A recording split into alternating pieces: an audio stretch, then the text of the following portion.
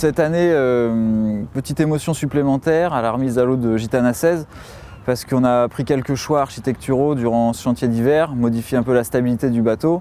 Et voilà, les dés sont jetés pour le Vendée Globe. On va pouvoir observer les performances du bateau dans les prochaines semaines.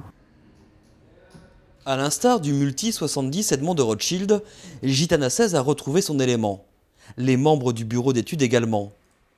Le bureau d'études du Gitana Team, c'est 5 personnes dédiées en interne à la recherche de la performance. Des ingénieurs et architectes avec les pieds mouillés et une tête bien faite.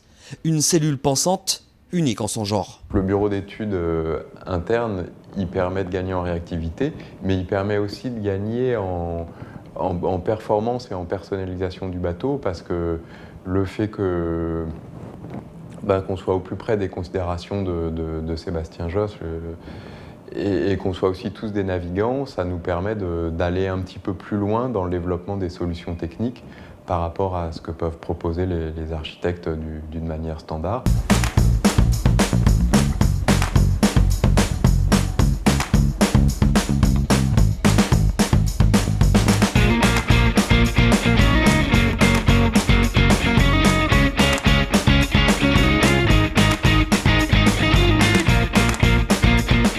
Essai grandeur nature à bord du laboratoire Gitana 15, bardé d'électronique et placé sous écoute. L'objectif de cette navigation, c'était vraiment de comparer le nouveau foil qu'on a mis avec la version de l'année dernière et d'essayer d'en tirer le maximum de conclusions et de continuer le développement de ces appendices en vue du prochain bateau de Gitana et d'essayer vraiment de faire la corrélation entre ce bateau qui sert de plateforme d'essai et les futurs appendices qu'on pourra faire sur le Maxi Gitana. Ça se rapproche c'est un cas qui est un peu entre deux. De retour à terre, les données sont décortiquées et analysées, puis vient l'heure des choix. 22 tonnes.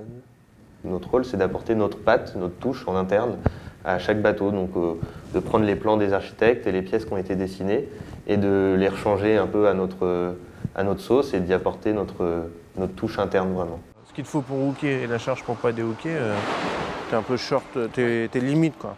Autre force du bureau d'études, l'échange direct entre théoriciens et praticiens.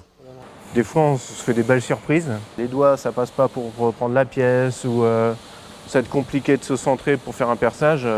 Ça, il n'y a que les gars à l'atelier le savent mieux que nous, donc faut venir les voir pour avoir l'info pratique entre guillemets. Chaque détail a son importance. Avec la construction d'un maxi trimaran et le projet sportif de la fin d'année en monocoque, les challenges ne manquent pas.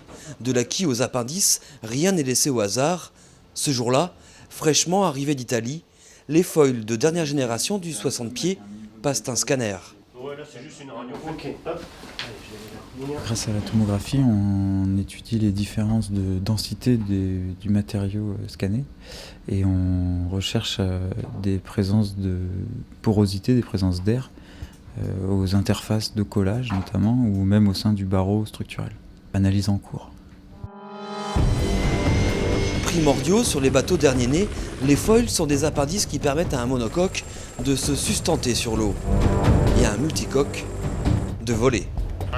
C'est bien là, c'est bon là.